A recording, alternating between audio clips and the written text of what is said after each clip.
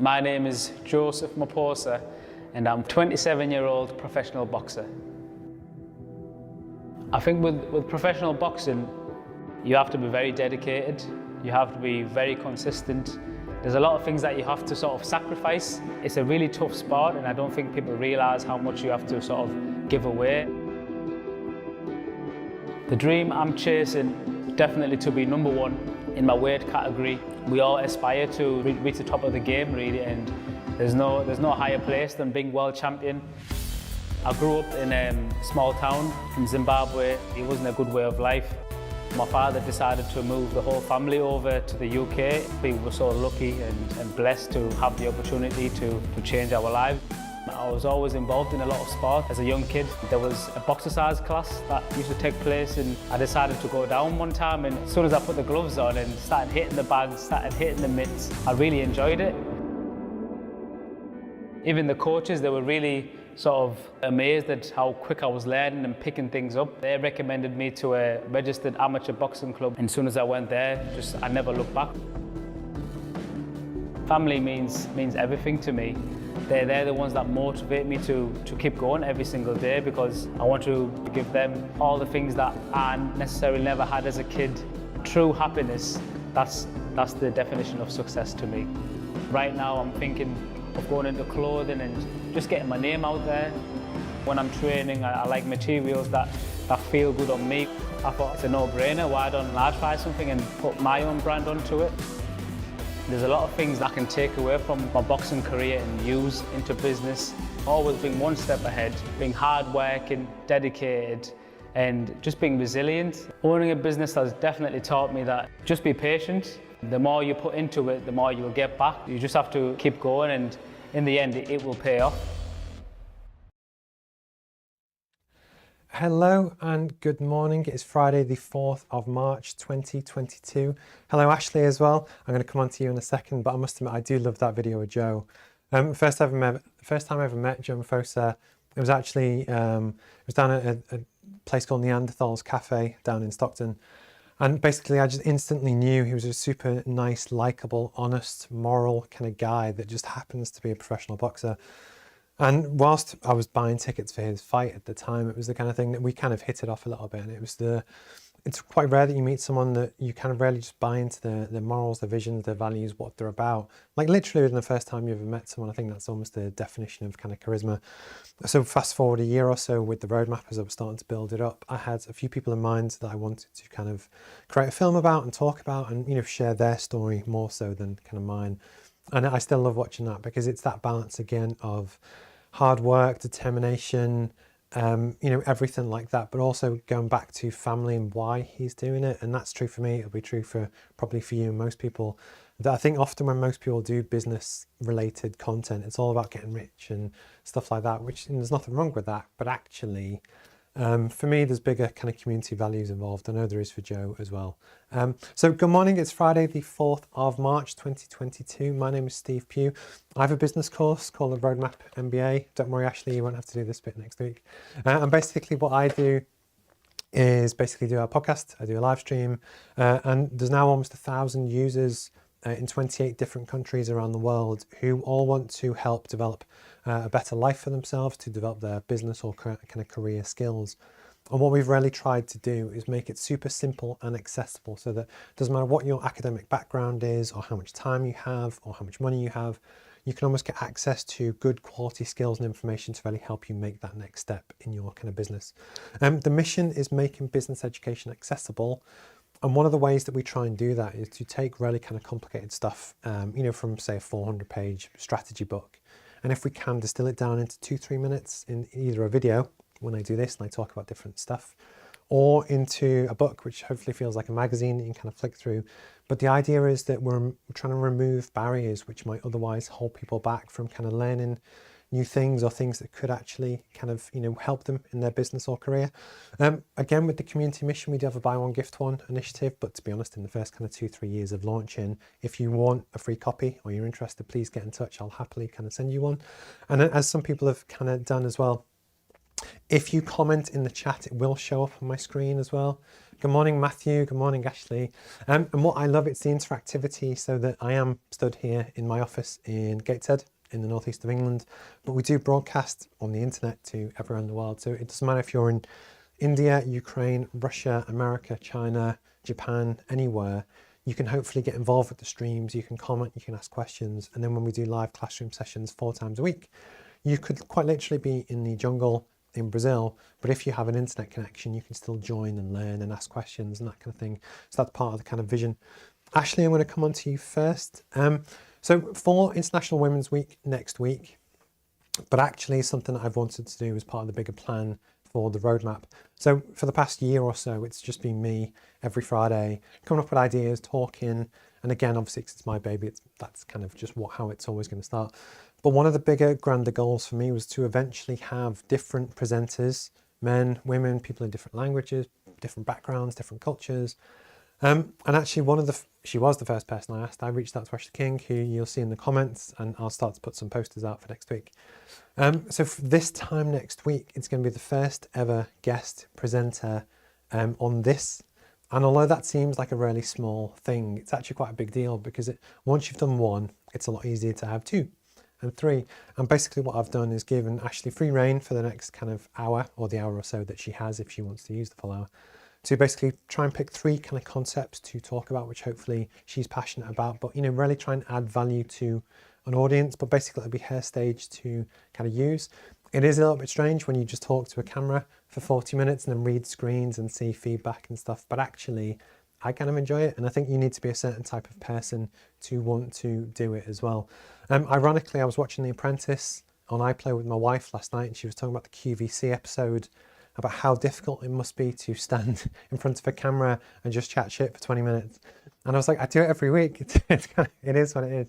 But I think it does take a special kind of person to have the confidence to almost put yourself out there, do it, talk, hopefully quite knowledgeably on certain kind of different topics.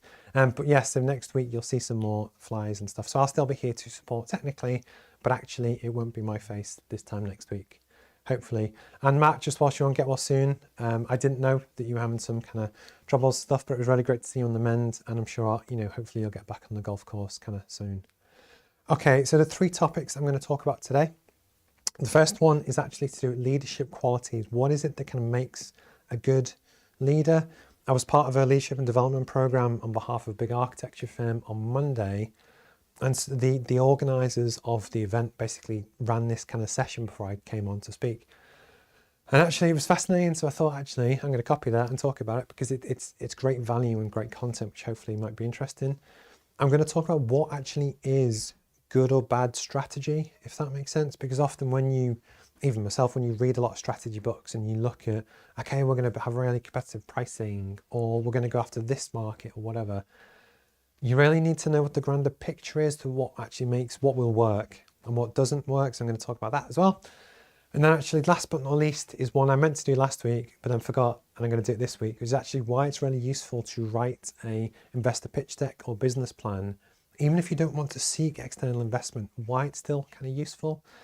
So yeah, if you get involved or you're anywhere in the world, please kind of comment. I'd love to know where in the world you're kind of from. We always try and celebrate successes as well. So often if you're trying to build your business or career, it's not just one massive thing which will make a massive difference to your life. It's lots of hundreds of different things. So for instance, for me next week, it will be hopefully having Ashley present, which would be quite cool. But actually there's so much other stuff behind the scenes that it's really important to celebrate the little things and just winning that. For instance, for me on Monday, it was my first presenting gig in person in 2 years because of COVID. So that's like a real win. And it's all these things kind of celebrate. So if there's anything you want to celebrate this week, Matt especially, please drop a message, and always happy to help as well. Okay, I'm going to get a quick drink of water because my voice is a bit croaky. One of my commitments that I made myself was that unless I'm seriously ill, every Friday morning, regardless, I get up and I do this stream. There's always easy when you create content almost for a living to kind of back out or not do it or delay it or do it next week or whatever. But having a public commitment to do a set time slot every week, it kind of forces you to do it, and forces you to come up with ideas and stuff. But actually I kind of just, see it as practice, and all of these can kind of get clipped up and go onto YouTube as well. But again, if you want to put in the hard work to kind of get to wherever it is you want to be, hopefully the last 100 of these that I've done and the next 100 will all just be practice for kind of 2-3 years time, when I'm hopefully going to get towards where I kind of want to get to as well. Okay. So the first one,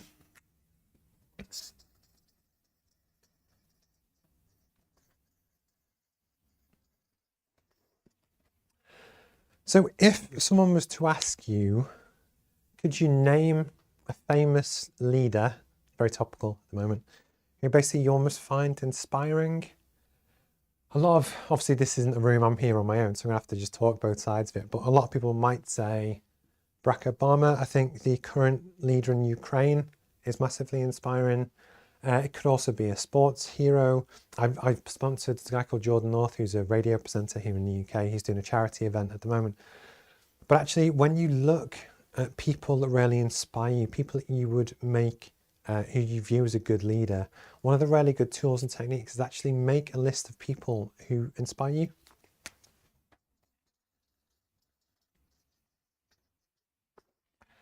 And don't get me wrong, this doesn't have to be, I think the mistake a lot of people make is that when you talk about leadership, you think world leaders or you think sports team stars. But the truth is you get leadership from all different levels, and it could be someone in your local community centre that actually just helps bring people together, or they run a local sports team or whatever. But it's actually, you can get inspiration from anywhere, and it doesn't necessarily have to be Elon Musk or Barack Obama or Oprah Winfrey or whoever. So Tom Moore is a great example from COVID here in the UK. But actually make a list of all the people that you kind of see that inspire you or have inspired you in kind of different ways. The next thing to do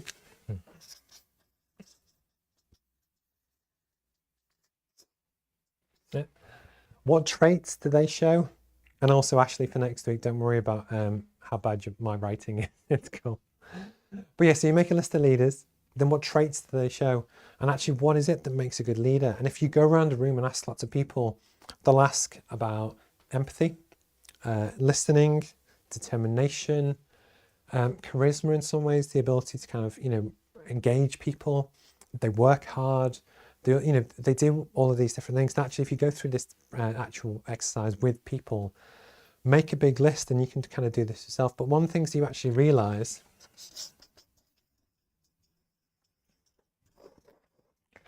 almost all of the things that we view as what makes a good leader, they're all emotional traits. So for instance, the chap in Ukraine, who's the president, he's a former actor and comedian. And I don't know how good his military strategy is, but what I do know is actually he's putting his head on the block. He's been there, he's leading his people. He didn't flee, he didn't run, he's got his jacket on, and he's trying to do the best they can. That is great emotional leadership, but actually you don't have to be taught how to do that. And the reason why I just thought this was a really interesting kind of bit just to kind of talk about is that actually all of these things, that if you want to be in your own mind, kind of a great leader, and you work in a team or whichever, and you want to inspire people, it's not all about kind of academic grades or skill sets or technical knowledge on certain topics. Almost all the things, if you go through the list of, make a list of people that inspire you, actually what traits do they show? You will see that they're almost all emotional things to do with being a good listener, being a good friend, showing commitment, showing determination, not giving up, working as hard as everyone else. But the point is, anyone can actually do those kind of things. And it was just like a light bulb kind of moment that I thought when I kind of heard it and we went through the exercise in the room. Admittedly, in the room, it took 20 odd minutes. It was just quite a good thing that I wanted to talk about, because hopefully this will be relevant to almost everyone, that no matter where you want to get to in your business or career, leadership does kind of come into it.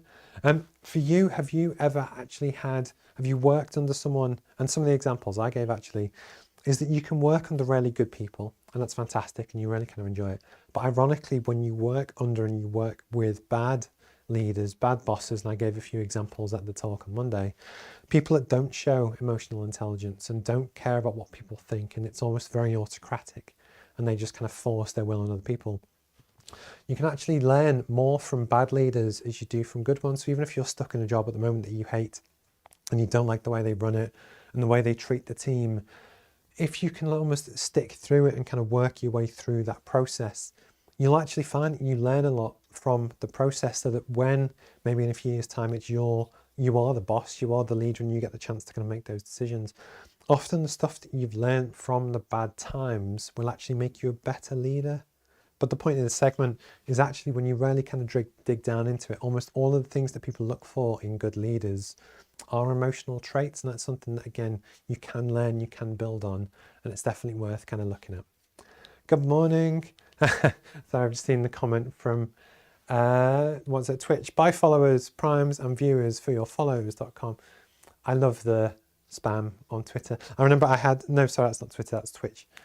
I had the decision ages ago of when I stream from here, I use something called restream.io, which goes to LinkedIn Live. I have a separate one which goes into my business LinkedIn Live, Twitter, Twitch, Facebook, YouTube, and a few others.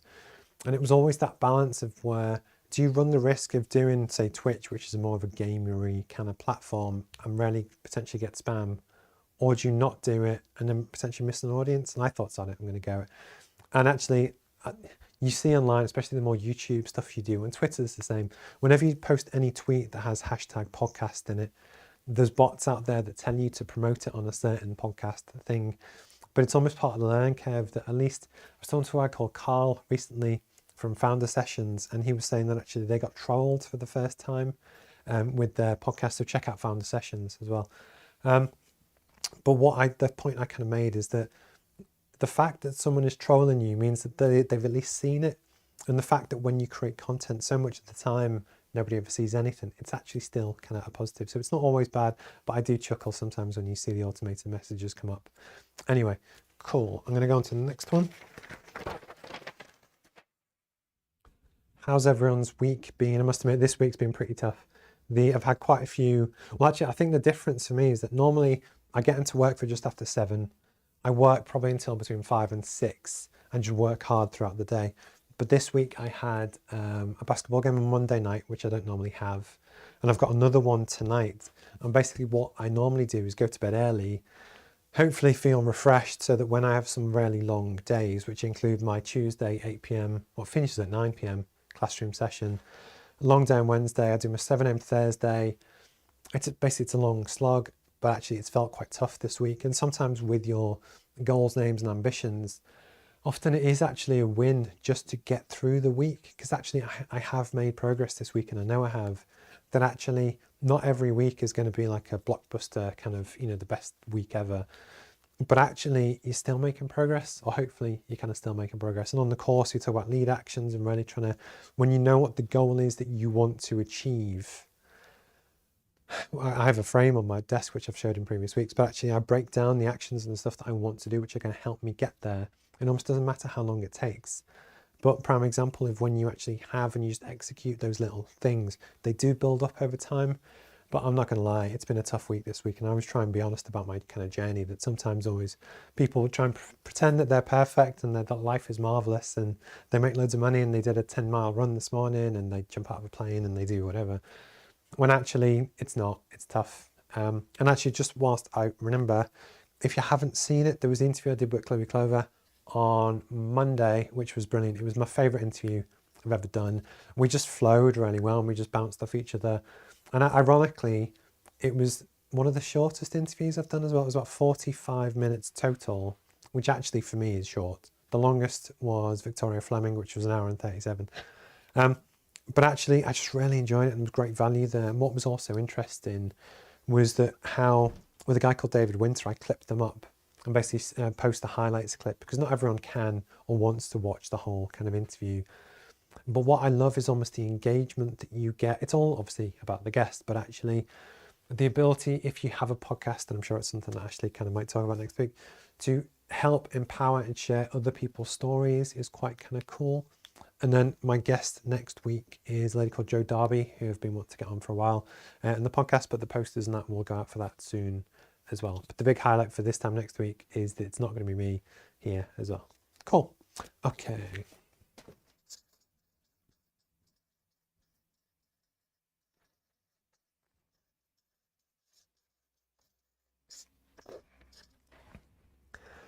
So as a self-confessed strategy business kind of nerd, a lot of people, they have hobbies, and it could be guitar, it could be music, it could be cooking. I kind of like doing this. I like learning and improving. It's kind of just what I really enjoy doing. And over the years, I've read a lot of business books and strategy books and formal education and whatever. And it's really funny actually that when you speak to different people from different audiences, if you speak to a marketing audience, basically they will talk about all of the Mark Ritson derived diagnosis strategy and tactics, which is how for a marketer, you diagnose kind of what worked in the past, you create the plan of what to do, then you execute against the plan. But when you read wider, that isn't just a marketing thing, that is a general business strategy thing, which it goes back to, basically the Romans and used to have battles in Carthage and lots of historical stuff, but it was always the exact same theory, but the same idea of actually seeing what works, understanding your marketplace, understanding yourself and your environment, then creating a plan and then executing it is universal, and it has been probably since people began, gain the ability to kind of think. But in a business strategy point of view, and arguably even with the earlier versions of the roadmap, I'm kind of updating for version 3. What I talked about is all of the things that fit within business strategy, which are levers that you can pull, which could be to cash flow, reinvestment, strategic direction, risk, payment terms, whatever. But those in themselves are, in the marketing term, they're the tactics, they're the things that you can do. The really important thing is to get the grand vision about what you want to do, where the market sits, where you sit against it, and actually kind of work from that kind of point of view. So a lot of people, a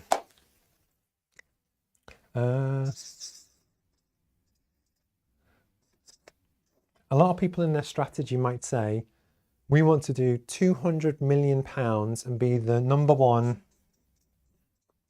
market leader in our segment.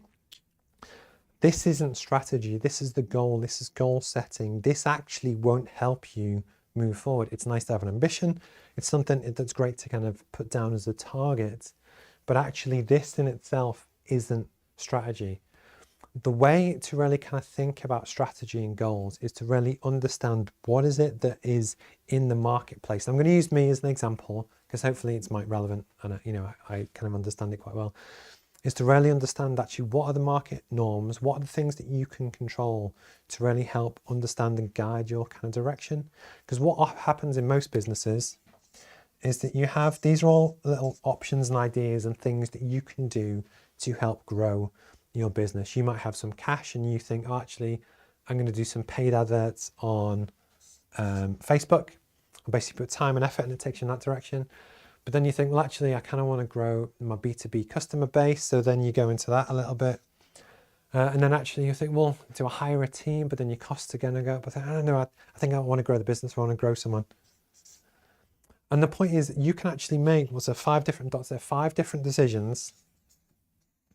And in theory, in isolation, they might actually all kind of make sense. You can think through and think, well, actually, if I invest money in this, could it pay off? Yeah, it could. Let's do it. Well, actually, if I bring in someone to help me with the roadmap, could it help me? Yeah, it probably could. But actually, when you make decisions in isolation, what often happens, and I won't go into a vector diagram, which is an engineering thing but when you have lots of things pulling in different directions, it can kind of cancel each other out and you don't actually move anywhere. One of the things that's really important about business strategy is to actually look at the whole environment, figure out where is the North Star, where do you actually want to get to? And then once you have that, and once you figure out what is the USP, what is the thing that will really kind of differentiate you in the market, when you have the same 5 decisions, essentially what you can then do is choose to make decisions which actually will help you get closer to the strategic goal. So in this case, you want all of your actions to actually help you get to something which will make your life easier, will help you sell more customers, which will help you get to the goal. But the point is you need clear understanding of actually kind of where you sit in order to do that. As a prime example, to kind of make this relevant and real, there's something called Blue Ocean Strategy, which I spent a lot of time kind of looking at for the roadmap and for me. And essentially what you do with that is that you look at the whole marketplace, everyone that is out there that almost fits into the sphere of kind of what you do. So for me, even though they're not actually my direct competitor, but just because you'll understand it more, say if you compare me to universities, universities have been around for a very long time, very prestigious. They have big buildings, they have great teams, they're very well skilled and high paid teams. They have well proven course curriculums, they're accredited. They're in nice parts of the world that you might spend time. They have alumni networks. They have all of this stuff, which actually allows them to provide a great service. Same with kind of business schools. So with what I'm doing with the roadmap, the plan is to actually, and the mission is to make business education accessible. And one of the things that I've talked about and thought about a lot was that actually, even though the course is a hell of a lot cheaper than what you would get from my equivalents, there are still barriers there which prevent people. And a prime example, when I've shipped to 28 different countries, when I send a pack to India, it could actually take 3 months. And that's not that I'm doing anything wrong or sending it on the cheaper post. It just takes a long time. Same with Ghana, Nigeria, it just takes a long time. But then likewise, for people around the world and the people I actually want to help and work with, cost is still a big thing. That £200 in the UK or £400 in the UK is probably quite affordable, but actually in other parts of the world is 100% not. So with the mission to make business education accessible, and it's something I've spoken about in the past, that is one of my pivots for kind of this year, is that I do want to create a genuinely freemium model. So what that means is that all of the pre-recorded stuff, people via the website and the app will be able to get 100% for free worldwide. But actually the only way that you can do that is to actually have super low overheads. And one of the things that I've been really kind of looking at and doing my homework on is, and it's part of my next kind of item on investment, is that when the traditional model for universities and business schools is the buildings, the professors, the big teams, the prestigious locations, the alumni networks, the course curriculums, all of that is inherently expensive to do and offer and manage. And actually there's one of my competitors is called 2u.com, and they do 3,600 universities online courses, and they did almost $1 billion in revenue last year, and they lost $220 million. So this is from their public reporting on their figures. So the point is, they've got the scale, they've got the backing, they've got the knowledge, they've had the investment, they do $1 billion in revenue, and they're still losing $200 million. That was just this year. They're going to do the same next year, and every year since they launched, they've lost money. In the first year, in 2014, they lost $30 million. So the point is, if you're a new upstart and you're trying to break into this very prestigious arena, for one, yes, the quality has to be good, but the thought of giving it away for free and still making it profitable is just unheard of, because 2u.com or other people that do it charge thousands of dollars and they still lose money. So in terms of strategy, when I've looked at the marketplace, if I just said for the roadmap, I want to do the best business course in the world, realistically against people with $1 billion revenues or 100-year established Harvard Business School or whoever, I can't do that. I just, not a chance. But with the strategy to purposely create a freemium model, which other people can't do, and to make business education accessible, that actually gives me my North Star. And that is a North Star which nobody else has or does. And actually, even when it comes down to investment, if I was to raise money to do all of this, the investor at some point will want their money back, which prevents the ability for me to actually do it. But the reason from a strategy point of view I'm talking about, so now every decision that I make to do, from guest presenters to stock to my lease in the office to growing the business to investing in stuff, is all pulling in that same direction, which is about being free, but actually it's about low overheads. The low overheads lever is something that I can use and play off, which actually gives me my strategy advantage versus everyone else. And the reason for this segment, and I'm sorry I was talking a bit longer than kind of normal, is that you have to really understand where you sit against your competitors, what they do, how you fit into that marketplace. That actually, when you understand your goal and what you want to do, your strategy is all of the options which you can take, which take you in that direction, versus just making other decisions almost independently that on their own are actually probably relatively good decisions. But strategy is about knowing both what you do and kind of what you don't do. I can see that it's 9:30, so that segment was like 20 minutes long, so I'm sorry if I was talking a bit long there. But actually, if you can get this right for your business, it does make a huge difference.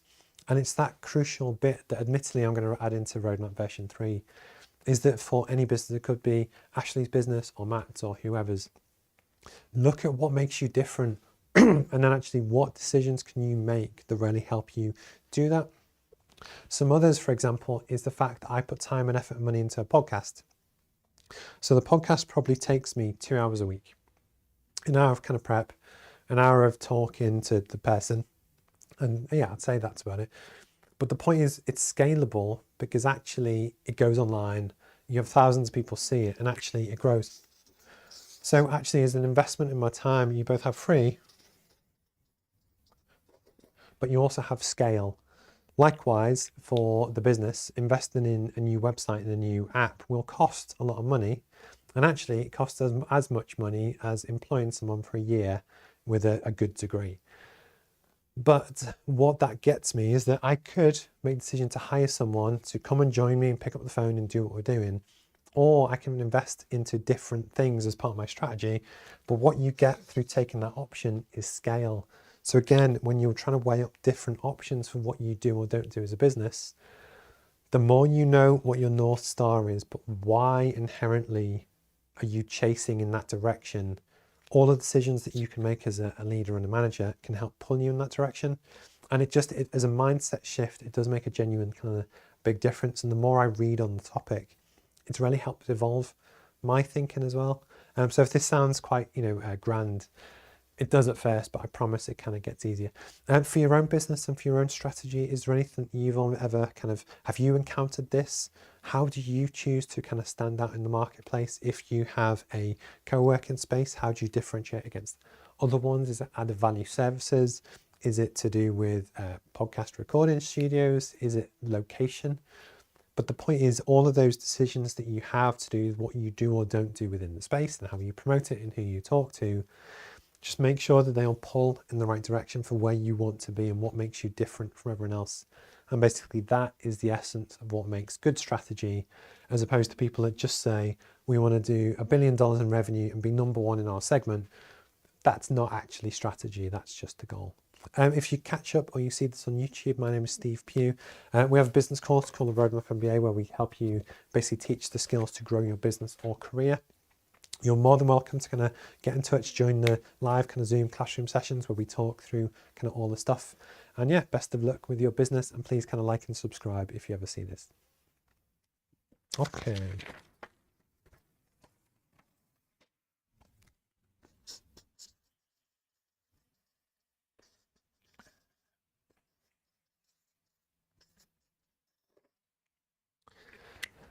So this last one for today, what are we on? So we are on 9:34. Is actually something that I was recently asked if I wanted to be part of something called a scale-up program here in the northeast of England. And what it's a publicly funded program which helps companies that want to or have plans to scale within the market really listen to investors and talks from different people and kind of help companies kind of scale. Obviously, I teach a lot of this stuff as well. So actually, I was very honest when I talked with the guys about, am I a good fit for the program? Is it better going to someone else? We kind of agreed that actually, I think, I would get value, but hopefully I can also add value to the kind of the program as well. And one of the things that really kind of got me is that everything I've always done to date has kind of been on my own. Yes, I brought in help once or twice, but actually it's kind of just me. And I was driving back from basketball one day, and actually what kind of got me was that it can't hurt to have someone else who's offering help to support you in ideas, arguably free because it's publicly funded. And I don't have to accept the advice, but the point is you're making yourself open to new ideas. And actually, it might actually be quite nice to have someone help you, because often, especially as a solopreneur, there's so much stuff going on that you have the weight on your shoulders. So actually, I kind of agreed to do it. And then one of the things that was really interesting was that with the roadmap, I've always had in my head what the ideas and what I wanted to do and what I wanted to kind of achieve. I even talk about it on the streams, and I'm not really shy about what I wanted to do.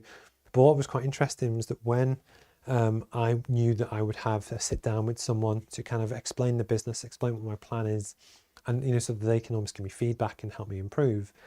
It was really interesting to get the ideas out of my head into a pitch deck.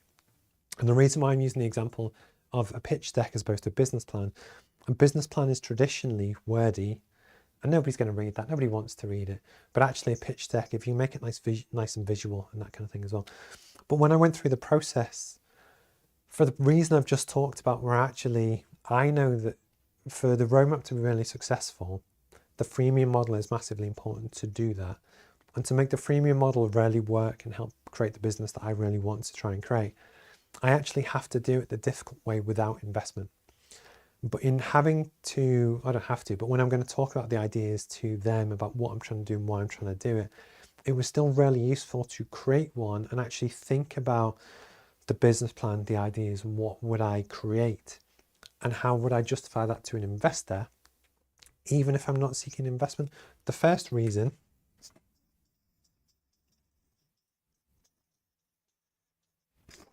is to clarify ideas. Often in your head, you think, oh, I'd love to do this, I'd love to do that, I'd love to do this, or maybe about that. And often you can get swamped where you've got so many ideas and so many things going around in your head that actually you're trying to figure out what do I do, when and how. And actually to get it down on paper, what you then also get to do is iterate on it, improve it, learn from it, that kind of thing. But actually, just as any solopreneur or business owner, getting the ideas out of your head is super important. The next one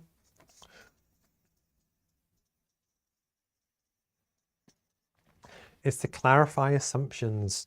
One of the big things that you see with investor decks is that you could say the market is 27 billion people.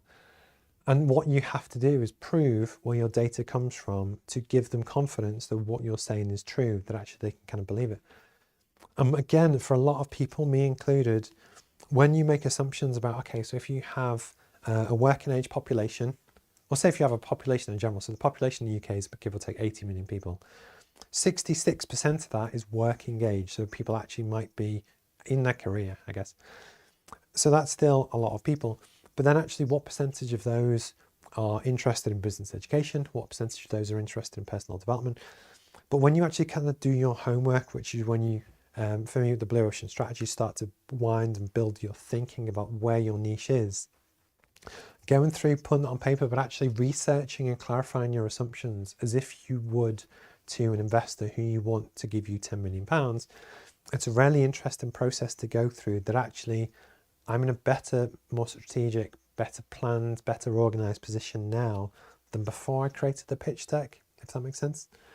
Yeah, I've mentioned about, getting things out of your head, but one of the other big ones as well is through pricing.